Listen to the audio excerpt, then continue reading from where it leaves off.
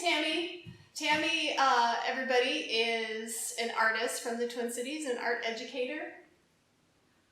I am so happy to be here, Tiffany. Thank you so much for inviting me to be part of Studio 176 in Park Rapids. I have enjoyed coming to this area for many years and thrilled to be here. Great. Well, welcome. Tammy is our featured artist for the month of July. Her work will be up the month of July. And we'll also have links to her website on Facebook and on our website. But you can come in Thursday, Friday, Saturdays, most Thursday, Friday, Saturdays, and see her work in person in July. So I just have a few questions for you, Tammy. Sure. First one, just tell us about yourself and your current work. Oh, thank you. Well, I would say that I define myself as a hiking artist. So my ideal day would involve a long walk outside and some time to draw or paint. And that's just what brings me joy, what feeds me. And then there's other parts of me that also are important that feed into my art. I'm also an elementary art teacher, and so I'm always looking for ways to make education better. With the pandemic, we need to find ways to do this, to deliver education better. We need to find ways to make our education more culturally aware. So that's an important part of my thinking as I'm creating art. And then my Christian faith also plays into what I create. All those are important parts of me, and they all influence my creating. Thank you for asking about that. Yeah.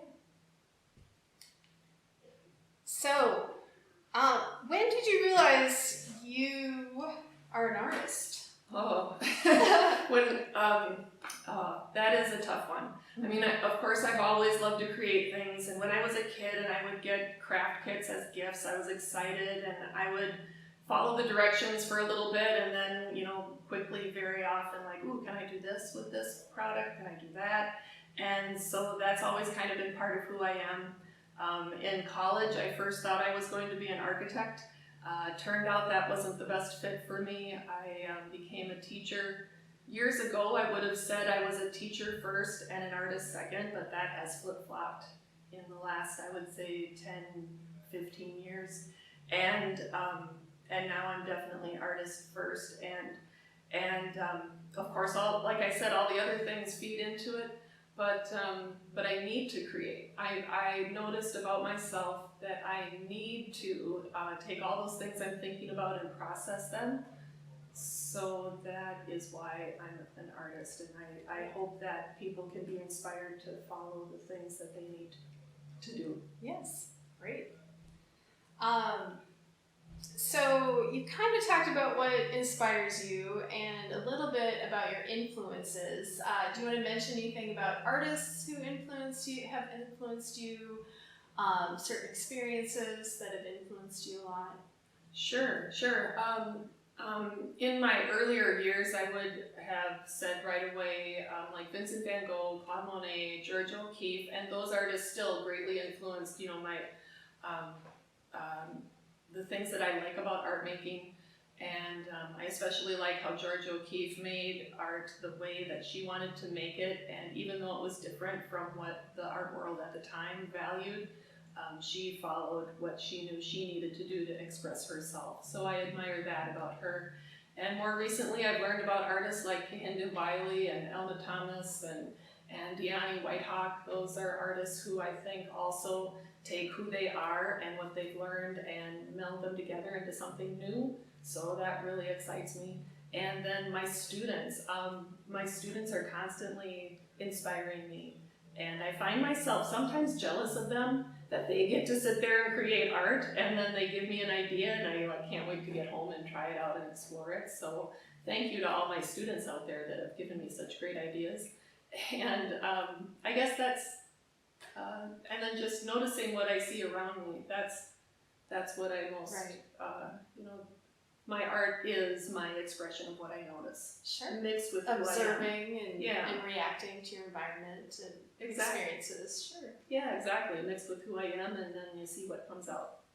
So, what is your studio process? You talked about hiking, and that's an important part of sketching and some painting, right, outdoors. But you do have a studio in the Northrup King Building in Minneapolis. Correct. And so Yeah. a little bit more about what is your process and when do you know you're done? That is a really hard question, isn't it? So many artists struggle with how do we know when we're done and what is our process. I love the combination of line drawings with splashes of color. And so sometimes I start with the color, and sometimes if I don't know what I want to draw, I'll just throw color down on paper or canvas and set it aside for another day. That was a suggestion that was given to me by a teacher who greatly influenced me, Hazel Belvo. And so I want to make sure I do a shout out to Hazel, because thank you so much for teaching me about how to express myself. And that was actually her idea, that if you don't know what to do, just put some color down, set that aside, and then on a day when you know what you want to draw, pull out one of those pre-painted pictures and draw on it. And I've done that a few times. Love that process. Or sometimes I draw first and then add color later, but that's my process. Yeah, great. It's great to hear about. Yeah. Is there anything else you want to say about the artworks behind you or your art in general? Let's see.